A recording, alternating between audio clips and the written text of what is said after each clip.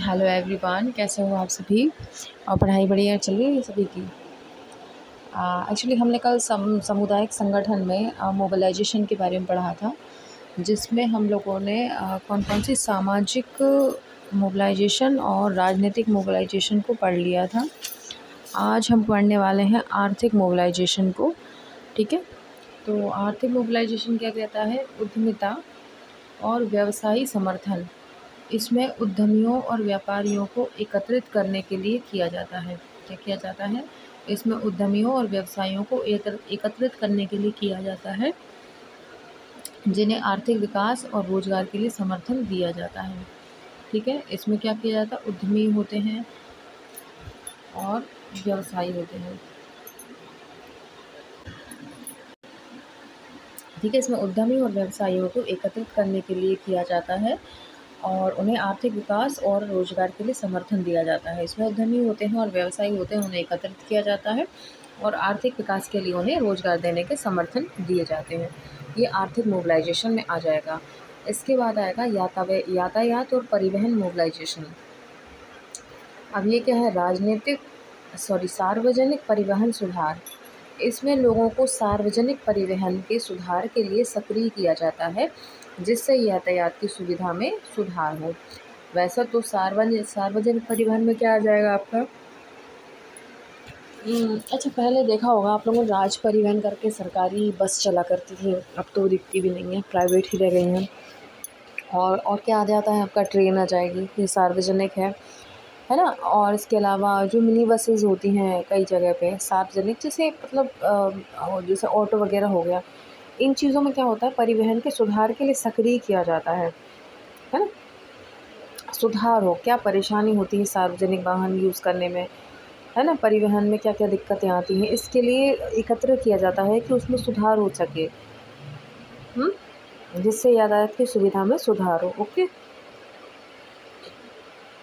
Next आएगा संगठनात्मक mobilisation. संगठनों और समूहों को सक्रिय करना। इसमें क्या आ जाएगा? संगठनों और समूहों को सक्रिय करना।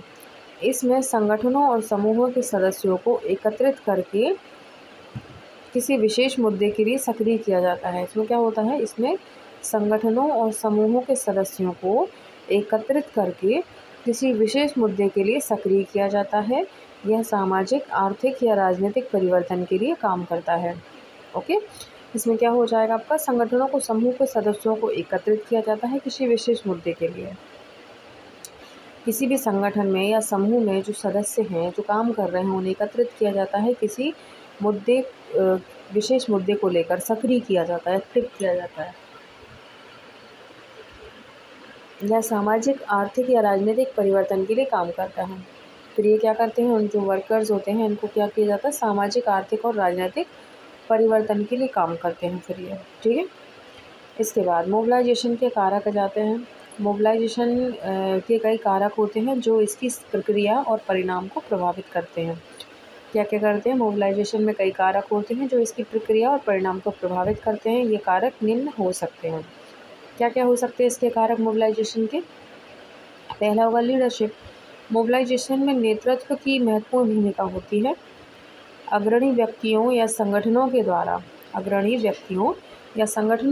लोगों को एकत्रित किया जाता है और उन्हें कार्यवाही के लिए प्रेरित किया जाता है। ठीक है, मोबिलाइजेशन में नेतृत्व की महत्वपूर्ण भूमिका होती है। अग्रणी व्यक्तियों और संगठनों के द्वारा लोगों को एकत्रित किया जाता है और उन्हें कार्यवाही के लिए प्रेरित किया जाता है। तो लीडर कौन हो सकते हैं? देखिए, इसमें लीडर हो सकते हैं आपके अग्रणी व्यक्ति, जो हमेशा आगे रहते हैं हर काम के लिए, या किसी भी संगठन के द्वारा। ये क्या हो जाएंगे? आपके लीडर्स हो जाएंगे। इसके बाद सामाजिक नेटवर्क्स देख लेते हैं। एक मिनट में नेट ऑफ कर लूँ, क्या दिक्कत हो रही है? बार बार मैसेजेस आ रहे हैं। हाँ, तो अब अपन पढ़ते हैं सामाजिक नेटवर्क। तो सामाजिक नेटवर्क्स और संगठन बाहरी संसाधनों और समर्थन को जुटने में मदद कर सकते हैं। सामाजिक नेटवर्क क्या करते हैं? सामाजिक नेटवर्क और संगठन, ठीक है, बाहरी